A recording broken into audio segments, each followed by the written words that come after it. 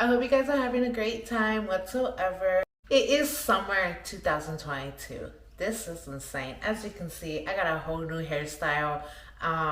This is a little dress or whatever that I just got on some rack or whatever. Don't really like it. It's not the best quality, but you get what you pay for, you know what I'm saying?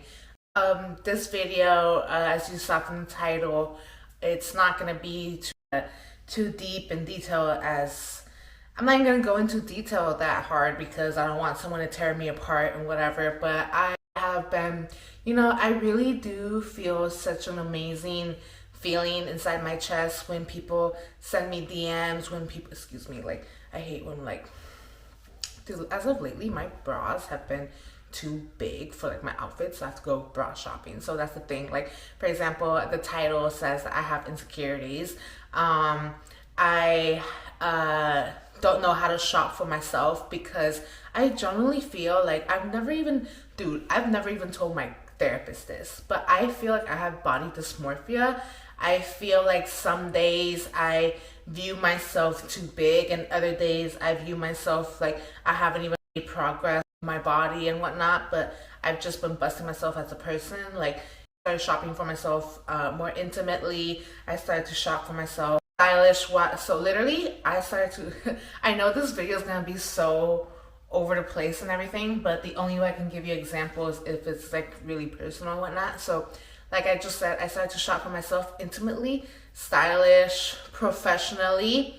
I started to take myself a whole lot more seriously because when I had these insecurities, and I still have these insecurities to this day, I would be like, oh, I don't like it when people look at me to like stare at me. You know what I'm saying? Pushing yourself out of your comfort zone. Growing up my whole entire life, I've always seen magazines, music videos, movies, Instagram, Tumblr, just social media, right? And really impacted me like style wise. Like, for example, this right here, just this outfit right here, like the scarf, I've always wanted to do that with my hair. Just never really pushed myself because it cost too much money. I made excuses. That's not my style. Like, I can't really do that. Overall, insecurities. Overall, the excuses lead down to insecurities. Like, I just don't believe in myself that much to even try it out. What's wrong with trying out a hairstyle? What's wrong with trying out something that you want? What's wrong with looking for a specific type of outfit or a specific type key items that you want to wear? How many times I've seen outfits like that, and I'm like, no, I just can't. Dude, it's in my size. First of all, shoes, heels, beautiful heels. I love heels. I stopped wearing heels for years because I was like, I was insecure of my feet. I didn't get pedicures. Even when I got pedicures, I would like tell myself, go get a pedicure so that way you can like rock your shoes, rock your heels, whatever you want to do. No, like I would get the pedicure, I would get the pedicure, and then I would be like, I don't know, I would like, oh, I'm tired, but not really. Like, I just wanted to stay inside and whatnot. Like, do you know how many times I've done that to myself? I'm 25 years old now. Like, I started to do that to myself at a very young age, very, very young age. I want to say at the age of 12 years old. Like, look at it, right? Like, you look at it and you're like examining it, and maybe you try it on or something. My own mom, she'll be like, oh, that looks really cute. Oh, that color, wow, you like that color, like this and that, like comments, like pretty comments, and I'll be like, oh, I'm just gonna leave it, you know. And there's been times where she insisted, she's like, oh, I'll buy it for you, or like, what's the matter, don't you like it? I think it looks great. And no, it's cute, but yeah, what if there's something else, right? And there's that, like, I would always feed myself that thing to like make myself feel better about those decisions as well. Like, oh, maybe there's gonna be something else that I'm gonna like. More than likely, so many times in my life, I have found other items that have replaced the wanting of what I just passed on, or I did find something better. But of course, I can also say at the same time, there's so many times where I didn't find something better. I didn't find something that I wanted, and you have that scene playing over in your head, like, oh, that beautiful color, or that beautiful shoes, those beautiful heels, or that beautiful purse. Like, purses, dude, like one of a kind type of investments as well. It's not just materialistic items as well. It's dude, I'm talking chances, Rihanna concert. Like, I love Rihanna so much, and I was thinking like, damn, like I really like could have seen Rihanna. I could have seen Katy Perry. I could have seen like all these different types of people in my city or somewhere nearby. I could have seen like incredible things and like not even things, experiences. I could have experienced so many different things, and the excuse wasn't the money. The excuse wasn't the time. The excuse wasn't I just can't do it, this and that. No, the excuse was I was just too like I too insecure. Like I just didn't believe that I could do it, or I didn't believe that I had a chance, or I didn't believe like I thought I was doing too much. That's also another excuse and reason that I put for myself. Like, oh, maybe I'm doing too much by doing this. Maybe I'm doing too much by liking what I like. Like maybe that's too much. Maybe that's too extra. This and that. Like you are who you are. It's time you have to stop apologizing for that.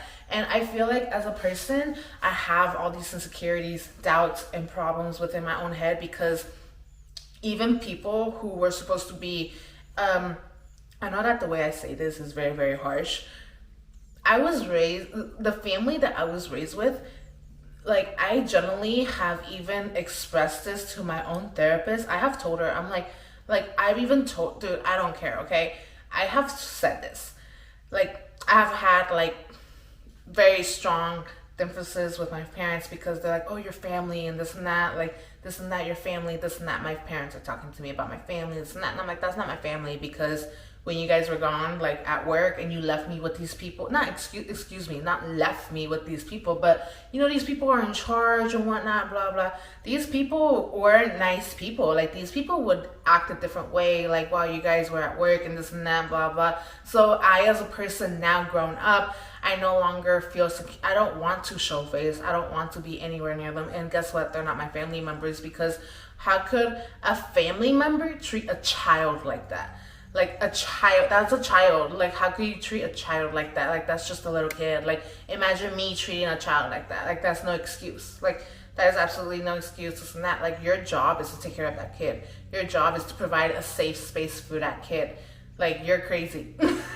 Like you're the adult, get over yourself. Like get over yourself and provide a safe space for a child. It's not even that hard to literally be fun for a kid for a couple of hours. It's not even like a whole entire day. It's just a couple of hours. You can be fun for a kid. So that's the thing. Like I generally feel like that. Like I've even thought about it, reflected on it, and like shoved the thoughts away, and then like come to reflect again. I'm like, you know what? I feel like I'm very insecure and I have so many doubts within myself because my own safe space, what was supposed to be my own safe space, my own family members that literally has so much trust from my own parents, they have so much opportunities and advancements and options for my own families. Like they had so much freedom from my own parents, these family members, to take care of me, that they really didn't do a good job like that. They didn't provide a safe space for me to be myself. Like it really was like they're like, somehow this is my house but it's your rules. Like that doesn't make sense. Like I am a kid here.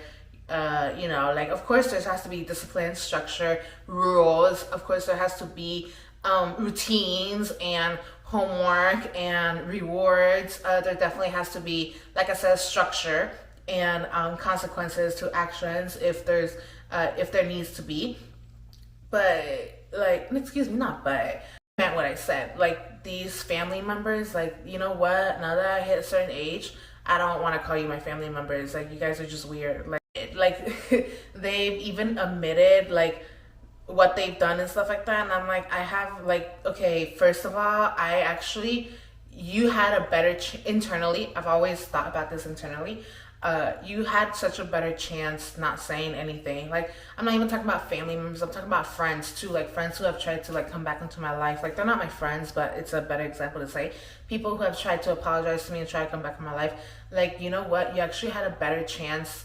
You had a better chance like fixing everything and actually having something back with me again if you just didn't mention what you just did, because I would have forgiven you if we just kind of swept it under the rug. But you mentioned it, and now I know I wasn't wrong for putting distance. I wasn't weird. I wasn't being a brat or anything like that for putting distance, or for realizing, you know what, there was actually something weird going on back then. I just don't really know what was going on, and I'm not really gonna talk about it because maybe it's in my head, but you just proved it that it wasn't in my head. It was real life, and it wasn't just me, it was you. So so you know what? Now as a person, I actually don't need you as a person. As a person, I don't need you like that in my life. And it was great knowing you.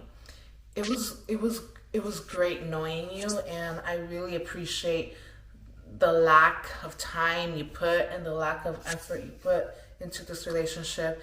And I hope your life, I hope you get what you deserve in life, because I know you will. You understand what I'm saying? So that's exactly how I feel. And I generally believe you have to treat others how you want to be treated. You have to treat others exactly how you want to be treated. And I know I live by that. I really be treating people how I wish I could be treated, but it really doesn't work like that. So I've had to take a step back into myself, like, you know what? You're just a very kind-hearted, amazing person, and it's not even your fault like that. You're just a little bit too available. So you just need to take a step back, because I've even noticed as a person being, I feel like I've been available. Being available is an insecurity, but I've been available to people because of fear. Like, what if this person doesn't like me anymore? Or what if I say no? Or what if, like, generally I just can't do something? And I would feel guilt. I would feel such an overwhelming guilt and this and that. And, like, I just felt like I could be replaced. I generally treated myself as an option. I would have insecurities and I would have fears in myself that I would treat myself as an option. Thinking like that, like, oh, what if I say no and this person doesn't like me anymore and stuff like that? You are disrespecting yourself. I was disrespecting myself first before that person could, because I would be like scared to say no. Like, no, like, you're asking me for a favor, or you're not even asking me for a favor. It's genuinely a yes or no question. Like, hey, my car broke down. Can you take me tomorrow to work? It's a yes or no question.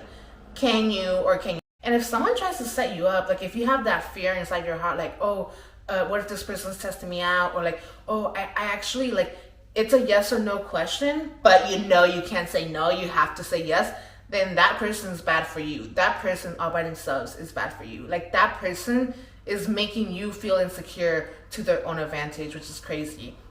So that's what's so crazy about life. Like, you would think that sometimes you are the problem, or sometimes, like, for example, like the title, like how this whole video, in conclusion to this video, insecurities and doubt and fear, it's like you would think it's all you by yourself. You have anxiety, you have fears, you have anger problems. People label you sorts of things for your personality. People label you sorts of things for your attitude or something like that. You would feel all these sorts of feelings and stuff like that, and then you would realize, like, you know what, like, there is reasoning behind these actions, and as long as I can do something about it, I can improve myself and I can improve my lifestyle, and I'm not complaining, because there are people who actually live a negative lifestyle, or they live a negative way of thinking, and they will just stay in it. They don't want to change, and so they lose out on people, or they lose out on so many opportunities in their life. Like, for example, I lost out on so many opportunities in my life. I have regrets in my life, and I am done as a person wallowing in those regrets.